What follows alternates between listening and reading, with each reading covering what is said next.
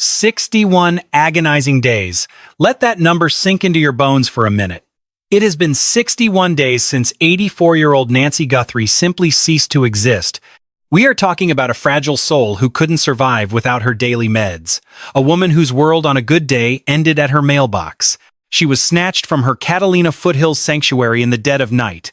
Yet there ain't a single person in handcuffs or even a named suspect. Detectives haven't offered a single scrap of truth to settle the one question that has been rotting in everyone's guts since that first morning. Who took her and where is her body? From the outside looking in, it looks like this whole damn investigation just hit a brick wall. There were weeks when the news cycle felt like it was dying out on empty, mostly because the DNA evidence was a total mess to process. The clock was fuzzy, and that FBI footage of the masked ghost had been circulating for weeks without a single name attached to it. Someone tore the doorbell camera right out of its housing on the front of the house and smashed every security light until the porch went pitch black. They found fresh blood pooled at the front entrance, and it didn't take long to confirm those stains belonged to Nancy Guthrie herself. The guy leading the hunt for one of the most high-stakes missing person cases only had 2 years of homicide experience under his belt. He was a rookie detective handling a case that had the full attention of the FBI, the national media, and millions of watching Americans. They finally yanked that green detective off the case when a real task force was pulled together around day 33. But you can't get back those first 33 days when the trail is hot and investigative momentum is either built or lost forever. That time is gone, and the insiders knew exactly what that meant for the victim, right up until Ashleigh Banfield broke the silence on day 60. She didn't bring on some talking head or a retired suit with general ideas. She brought in a detective who had actually walked the walk. This investigator had already cracked a case that was a mirror image of Nancy's, involving another elderly woman living all by herself. It was a cold, calculated hit with blood on the floor, 0 witnesses, and a neighborhood paralyzed by sheer terror and shock. The monster was hiding in the one place nobody thought to look, right on the list of people who had a reason to be there. These were workers with keys and badges who had documented access to that home, and what that detective told Banfield was absolutely critical. He dropped a bomb that should stop this whole investigation in its tracks. He said the cops might have already looked this killer in the eye. They might have already sat in a room with the animal who took Nancy Guthrie and let him walk right out the door after an interview. He might have answered their questions with a lie they haven't caught yet, and the authorities might not even know they have him. You need to stick around, because you're about to see exactly why the FBI is now tearing through the records of every contractor and laborer. We're going to look at how a closed murder case out of Paso Robles, California, was broken wide open because of one discarded Coke bottle. A new piece of tech that wasn't even around 4 years ago might be the most vital development we've seen in these 61 days. Let's take a step back and look at where we stand right now, assuming you've been keeping up with the brutal facts of this series. We've got to lay the groundwork for what Banfield revealed on day 60, because without the backstory, the truth doesn't hit as hard. Context is everything when you're trying to understand why this specific moment marks a massive shift in the hunt for Nancy Guthrie. Nancy was the 84-year-old mother of Today Show host Savannah Guthrie, and she was last seen alive at her own front door. The last sighting was in Tucson on the night of January 31st, 2026, after her family said their goodbyes at 9:30. She'd been suffering through some serious physical agony in the days before she vanished, and Savannah described her mother's frailty clearly. She was someone who couldn't make it much further than the mailbox on her best day, and whoever took her knew that full well. Either they planned for her weakness or they didn't account for it at all, but the way the scene looked, they were definitely improvising. They had to scramble when she couldn't walk where they needed her to go, and by Sunday morning, her church pew sat empty. They noticed she never showed up for the service, which wasn't like her at all, so the family rushed over as the panic set in. They didn't find a medical emergency inside. They found something far more deliberate, with the back doors standing wide open. Those doors didn't just drift open by accident. Someone used Nancy's own heavy flower pots to wedge them into place. He used her own porch decor to keep his path clear, staging the screen door and the back gate for a quick exit. Every camera on the property had been smashed and the lights were dead, but there was enough blood to be seen from the street. Brian Enton caught the carnage on his lens, showing the red stains smeared all over the front entrance of that quiet home. Tests proved that blood belonged to Nancy Guthrie, and the FBI put out a grainy clip of a masked shadow lurking near the door. He stood about 5'9" or 5'10" with an average build, dressed in a dark jacket, gloves, and a ski mask to hide his face. He was carrying a 25-liter Ozark Trail backpack, and you could clearly see a pistol holster riding on his hip. The feds used the word suspect, but 2 months later, that name is still a blank space that nobody has been able to fill. Inside the house, they found a cocktail of DNA from several different people that doesn't match Nancy or anyone in her family tree. They're scrubbing for a monster's DNA in a cold lab right now. Sheriff Nanos knows that the tech in this field is moving fast, but complex genetic mixtures can take weeks, months, or even a full year to resolve. That ain't an excuse. It's the reality investigators are forced to live with. The Guthrie family has offered a $1 million reward for information leading to Nancy's safe return. With the FBI's cut and 88 crimes reward, the total sits at approximately $1.2 million. 61 days later, nobody has come forward to claim it. That number matters. In a case with this much heat and a massive reward, 61 days with no tipster, willing to collect over $1 million tells you something about how tight this circle is. Either nobody who knows is willing to speak, or the person responsible has kept their connection completely hidden. Pima County Sheriff Chris Nanos told reporters on March 12th that investigators finally believe they know why this was done. Targeted, not random. This person knew Nancy Guthrie, where she lived, and critically how to access her home without triggering the kind of immediate alarm that would have ended this before it began. They knew the property and its vulnerabilities, based on what sources have said. They knew those weak spots well before January 31st. This pre-crime behavior tells a story. Before we even get to the latest news reports, let's look at what the evidence of scouting already shows us. This is the piece of context that makes the contractor angle not just plausible but nearly inevitable as a line of investigation. The masked figure seen on the Nest doorbell wasn't there for the first time on January 31st. This ain't speculation. It's consistent with what the FBI has shared. This person had been to the property before, meaning at some point before the abduction, this individual was physically present on Nancy Guthrie's land in a way that didn't immediately trigger an alarm or get noticed at all. Think about what kind of person achieves that. In a quiet neighborhood in the Catalina Foothills, where people know their neighbors and unfamiliar cars get noticed, who moves through the streets without raising flags. The same answer keeps coming back. Someone with a professional reason to be there. Someone whose presence is normalized by a job title, a vehicle with a logo, or a tool belt. Someone the residents have seen before and written off as background noise. Think about what this person did on January 31st. They didn't walk in blind. They went directly to the back doors, knowing the cameras. They knew which cameras to kill. They knew where the lights were, and they knocked them out. They used flower pots already on Nancy's back patio to prop those doors open in a way that suggests a pre-planned movement through the house. They arrived with gear, a backpack, and a holstered weapon. This wasn't some spontaneous act. That level of tactical knowledge, the kind that lets you enter a specific home, disable security, and navigate in the dark, doesn't come from a single drive-by or Google Maps. It comes from time spent on the property, time that needed a reason, a cover story, and a professional justification for being there. The FBI is now asking residents specifically for the names of every contractor in the neighborhood as a direct response to that logic. The feds are back in the neighborhood. Let's go to the latest reporting because it matters enormously to understanding where this investigation is heading. FBI agents went back to the Catalina Foothills neighborhood, not for the first time, as agents have been a visible presence there since early February, but this time they were asking very different questions.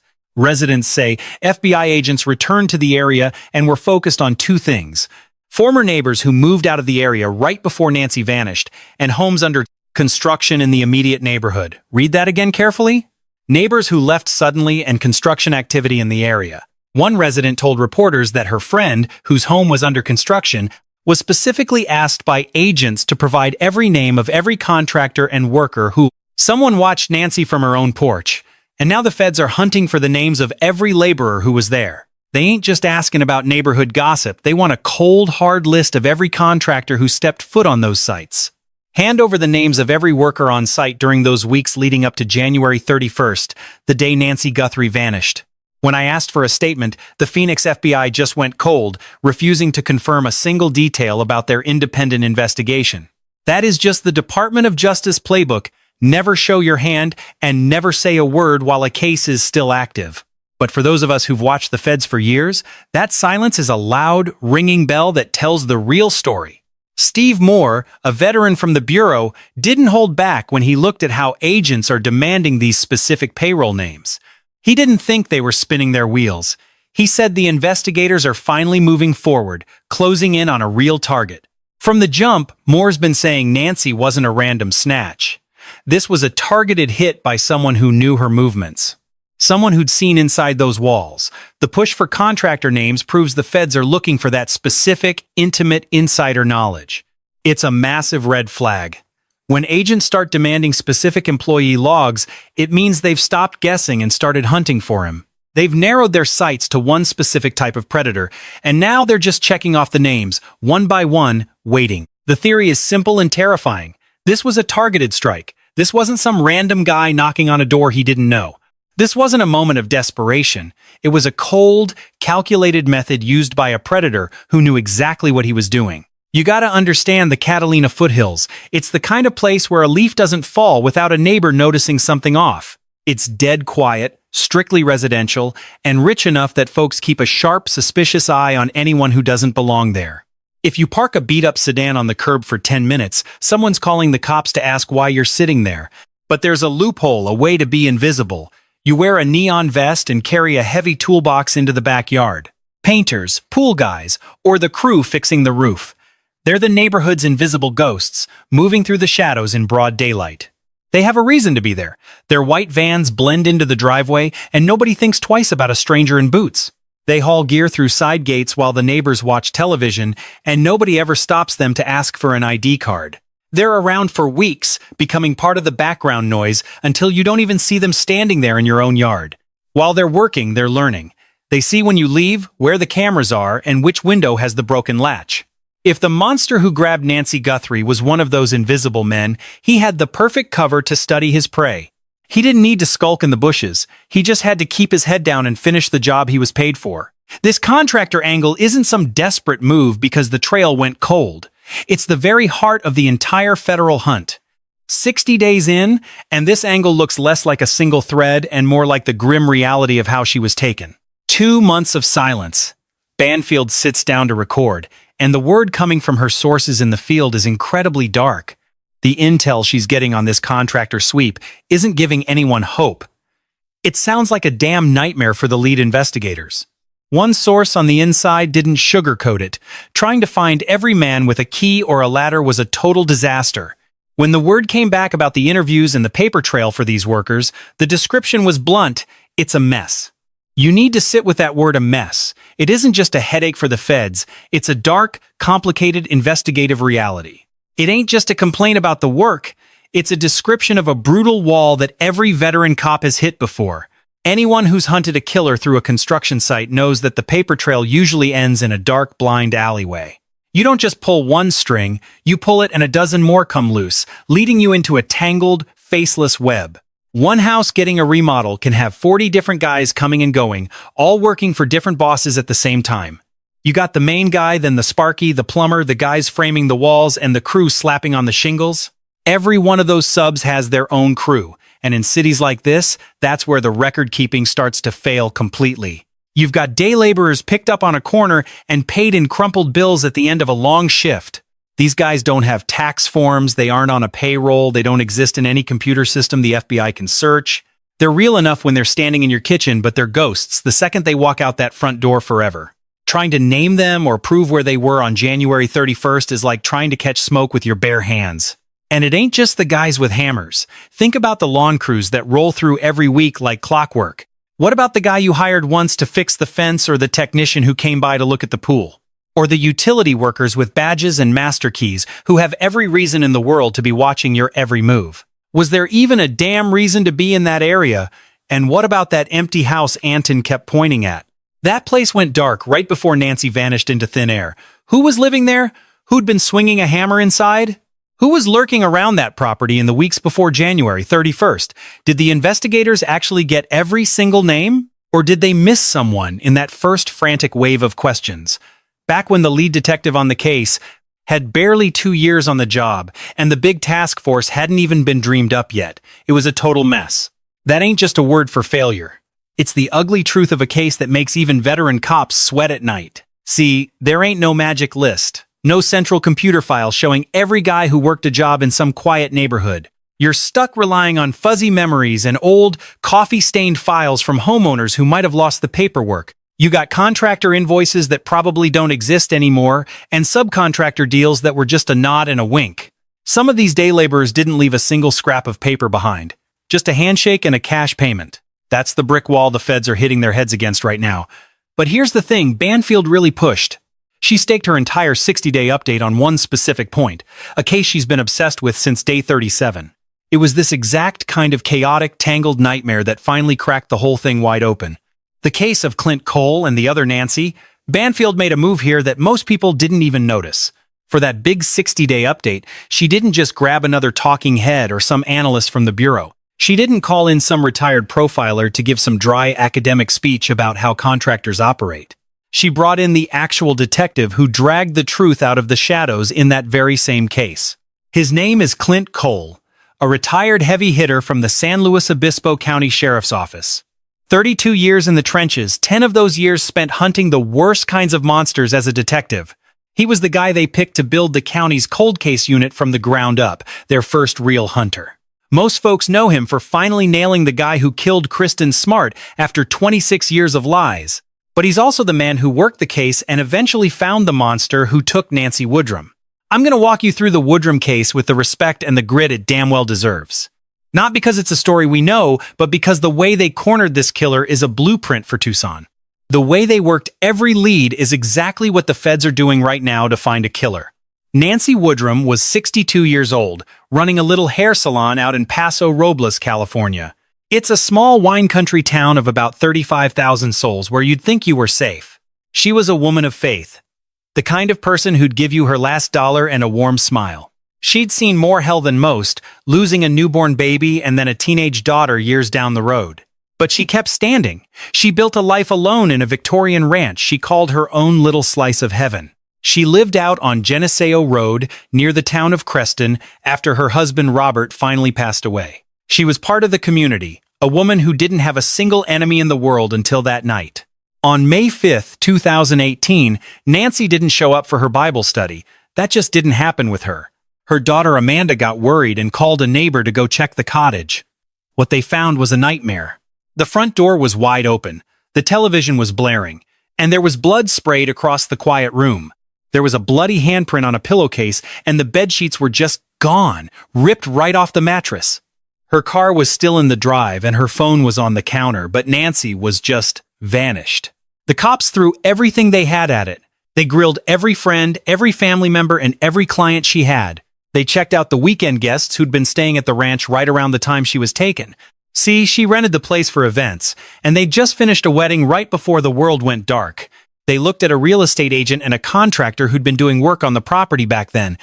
This contractor had been getting into nasty fights with Nancy over money, which is always a red flag for cops. It's the kind of lead you pull until your fingers bleed, but this time, it didn't lead to any answers. They put that contractor under a microscope, but the guy didn't have her blood on his hands. One by one, every name on that list got cleared, and the trail started to go stone cold. For 7 months, Nancy Woodrum's body lay rotting in the dirt while the trail above her didn't just go cold, it turned to ice.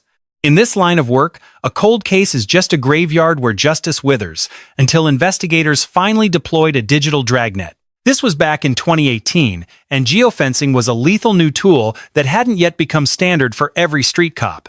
The play is simple. Get a warrant and draw an invisible, virtual cage around the exact patch of earth where a life vanished. They hit up Google for the identity of every single mobile device that pinged inside that high-stakes digital boundary. Every smartphone is a snitch, constantly bleeding location data that stays buried in a server until someone comes digging for the truth. With a judge's signature, investigators can exhume those pings. And in a dead-end murder case, they desperately needed that digital miracle. The San Luis Obispo County Sheriff's Office didn't hesitate, sketching that digital fence right over the perimeter of Paradise Ranch. They locked in the exact window of time when Nancy disappeared and shoved the paperwork across the desk to Google. When the data dump hit, it showed one lone ghost, a single device that had no business being in that isolated space that night. That phone was tied to Carlo Alberto Fuentes Flores, a painter who'd been part of a crew working at the ranch. He'd been blending into the background for weeks before Nancy disappeared, just another face among the contractors on the property. His specific gig was painting Nancy's deck, a job that gave him a perfect excuse to be there every single day. It provided him with legitimate, documented cover to lurk on her land for an extended period without ever looking suspicious. He had time to map the exits, time to watch her routines, and time to learn exactly how she lived her life.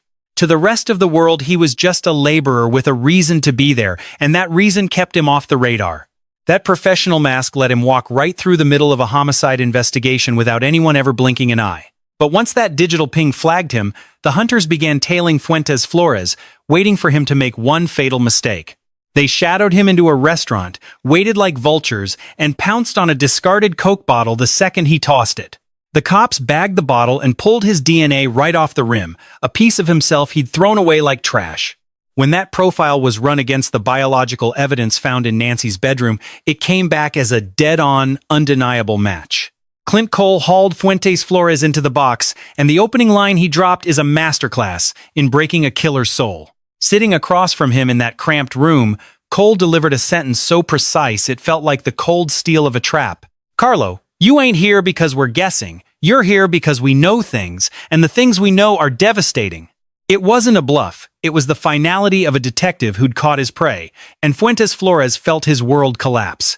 He spilled the truth and eventually led the detectives deep into the desolate, wind-swept silence of the Carrizo Plain. He'd hidden the remains off Highway 58, an hour into the rural emptiness outside of Paso Robles, where the wind never stops. She'd been lying in that dirt for 7 long months. He was hit with first-degree murder and sent away for life. The judge ensured he'd never see the sun as a free man, handing down life without parole in February 2022. Even after his appeal was tossed in 2023, Cole couldn't shake the memory of one specific moment from the start. Reflecting on the early days of the hunt, the detective shared a detail that stays with you like a lingering shadow. Long before the digital fence caught him, Cole had actually picked up the phone and called Fuentes Flores to chat. It wasn't an interrogation, just a routine check-in to ask a quick question about a different contractor who'd been on site. Fuentes Flores was helpful and calm, giving Cole nothing to trip on, so the detective just checked the box and moved on. Months later, after the handcuffs and the confession, that one phone call haunted Cole like a ghost he couldn't outrun. You've got to look these people in the eye, because Cole knows the killer's mask would have shattered in a real room. He believes Fuentes Flores wouldn't have been able to hide the rot in his soul if they'd been sitting face to face. Reading a man's eyes tells a story that a voice on a telephone line can easily lie its way through. "If I'd met him in person back in July, I know he wouldn't have been able to keep his composure," Cole admitted. There is something heavy about watching Savannah Guthrie walk back onto the Today Show set on that April 6th morning. It was exactly 2 months since her mother vanished, and she felt she couldn't keep herself away from the cameras any longer. She was desperately fanning the last embers of hope while knowing deep down that her mother might be gone forever. Her family's private agony became a national story, a tragedy shared by millions of strangers watching from their living rooms. Savannah's profile kept the spotlight burning bright on the search, but the investigation was drifting toward a dark, inevitable conclusion.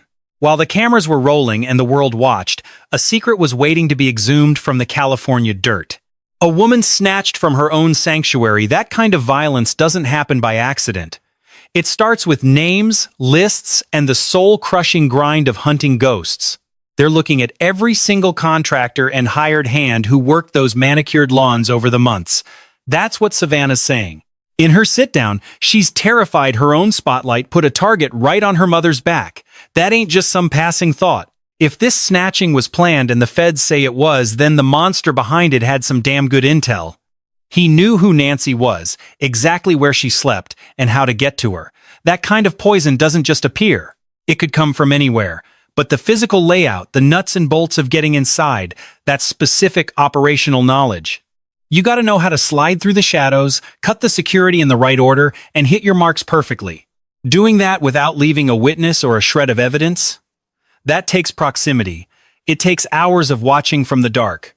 It's the invisible man in the high-vis vest, the contractor, the repairman, the guy who belongs there until he doesn't. Someone with a damn good excuse to be in that zip code would have soaked up every detail. Steve Moore's take on the FBI. This contractor hunt deserves another look because it's easy to miss the weight of it. Moore's saying this. This is about the feds moving forward, not looking back. When the Bureau starts hunting for specific names of workmen who were on that exact block during that exact window, it's because they've got a predator's profile. They're matching against reality. They ain't just throwing lines in the water. They've got a ghost's outline and they're running every name they find through that filter, waiting for the click. When they find that one name that just screams guilty while the others stay quiet, they go door to door. It's the move Clint Cole wishes. He'd made 6 months earlier in Paso Robles. The patterns are overlapping now. Just sit with that. Think about what the Bureau is doing right this second in the Catalina Foothills. They're boots on the ground, tracking down the builders, the plumbers, the guys for hire, men who had a legitimate reason to be standing right outside Nancy Guthrie's front door in the weeks leading up to January 31st. Men whose faces didn't set off a single alarm bell for the neighbors. Guys who might have even answered a few questions early on. Back when the lead detective only had 2 years on the job and before the heavy hitters arrived, the hunt moved down the list. And Clint Cole, the man who learned the hard way that the Woodrum killer had already been in his sights before the case blew up, sat with Banfield on day 60. To hammer home why that nightmare matters here, the breakdown of that day is dead serious about Cole's warning. He's here to tell you why the cops probably already looked the suspect in the eye. That ain't some hook. That's the ghost of the Woodrum case screaming at Tucson. And here's why that nightmare is very much alive. Look at the cold-blooded prep this snatch required. Those cameras weren't just busted. They were surgically blinded. He hit the ones covering the exact paths that mattered most. The lights were killed with precision. The doors were left open in a way that proves he knew the floor plan by heart. That masked devil had walked those halls before. This wasn't some snap decision on January 31st. This was a predator who'd been building his cage for weeks, maybe even months. That's the kind of intimate knowledge you only get by being there legally over and over again. A contractor or some day laborer who spent his afternoons watching the Guthrie house from the curb. They would have had the keys to the kingdom, total access, the perfect cover, and the chance to watch. Without ever being seen, they had all the time in the world to plan a war. And if they got questioned, during those first messy days of the hunt, before the task force took over, before the Bureau's heavy hand arrived, they might have sat across from some green detective, told a few lies, and walked out, never knowing how close they came to the cage. Cole's big lesson is you gotta look him in the eye. Because a killer can't always keep his pulse steady when you're breathing his air. This ain't just some theory. It's an order. It's why Banfield put him on the air on day 60, and it's why the FBI is now begging the folks in the Catalina Foothills for names. What Banfield is holding on to. This is where day 60 turns into something far darker than just another true crime story. Banfield ended it. With a flare in the dark, she told everyone she's sitting on a massive piece of evidence she hasn't leaked. Yet, and she knows exactly who the Bureau is sweating right now, not just a type of person. That blood inside the house didn't just spill, it screamed a name, not a random worker, but a specific shadow tied to one piece of evidence. We've been clawing for this truth, and now my source has finally laid out the dark circumstances surrounding that one key piece of evidence. This sourcing distinction matters more than anything for the way we tell this dark story to you all right now. We're laying out what Banfield broadcast to her audience because we don't independently know what that secret information is just yet. We ain't speculating or naming suspects. This channel doesn't just throw around inferences and call them established cold-blooded facts today.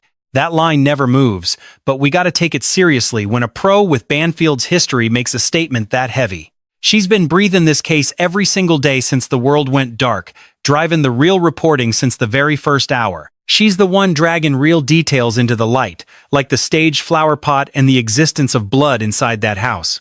She knew about the 2-year rookie detective they put in charge for that first month of hell while a killer was walking. She saw the task force rise on day 33 and tracked the Federal Bureau of Investigation as they hunted for neighborhood workers. Her reporting has been backed up by the big players or left standing tall because nobody has been able to contradict it. Her track record ain't perfect, and she's taken plenty of heat and legal threats for the way she plays this dangerous game. But on the investigative bones, she's always miles ahead, waiting in the dark for the truth to finally show its face. When a journalist at that level says she knows who the feds are grilling right now, she ain't just fishing for a hook. She's holding back a name because leaking it too soon could blow this whole investigation apart before the handcuffs even come out. She spent 60 days building a cage, using that contractor framework she built with Clint Cole to make the truth land hard. The full weight of it's gonna crush everything, and she's just waiting for the right moment to let the heavy hammer fall. It won't just be a name, it'll be a name attached to a category the Federal Bureau of Investigation is actively hunting. A category that, in the haunting parallel case we've seen, produced a killer who'd already talked to the cops once before. A killer who walked the law straight to the victim's bones 7 months after she vanished into the cold, dark night. Banfield's building a gallows, and having Clint Cole there on day 60 wasn't some happy accident of a busy news schedule. He's the man who knows from experience what it looks like when the killer is already in the police files waiting. He knows the feeling when the answer was in the room all along and the investigators just didn't see the devil yet. So here is the reality. 61 days with no arrest, no named suspect, and a lot of silence from the law. From the outside, this looks like a stalled engine spinning in circles, generating noise for the press without finding any real resolution. But the feds don't demand the names of every worker who touched that block for months just because they're bored or lost.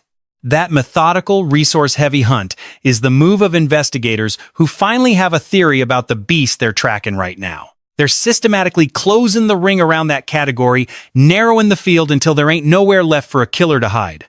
It's the same play they ran in 2018, using digital nets to squeeze the life out of the lies they found. They used geofencing to find the one phone that shouldn't have been there, but now they're doing it one name at a time. Clint Cole, the detective who caught Nancy Woodrum's killer, sat down on day 60 to explain the horror of the obvious answer. He explained why the answer in these contractor cases is usually sitting right inside the interview pool long before anyone knows it. His lesson was simple: get face-to-face and look for the things a phone call is always going to miss. He's looking for the microtells, the hesitation, and that cold thing behind the eyes that only a detective standing close can see. The question you're taking home today is the same one this entire nightmare is balanced on as we speak right now. Has the FBI already spoken to the person who took Nancy Guthrie? And are they just waiting for it?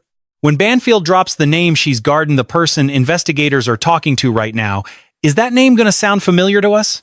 Will it belong to someone who's lurked on the edge of this case, someone we've seen passing by in the background? Someone who answered a few questions, gave a decent excuse, and just walked out of that room without a scratch on them?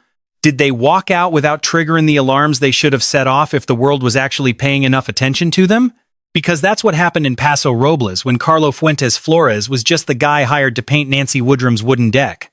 He was documented, and he had a perfectly legitimate reason to be standing on that property with a brush in his hand.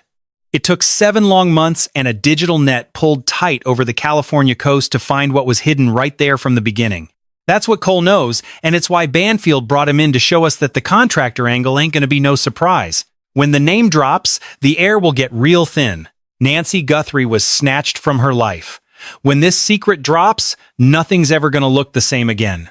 I'm giving you the raw facts, stripped down for everyone to see. Nobody's a saint until a jury says so, but the cold evidence we're digging up right now really just ain't pretty.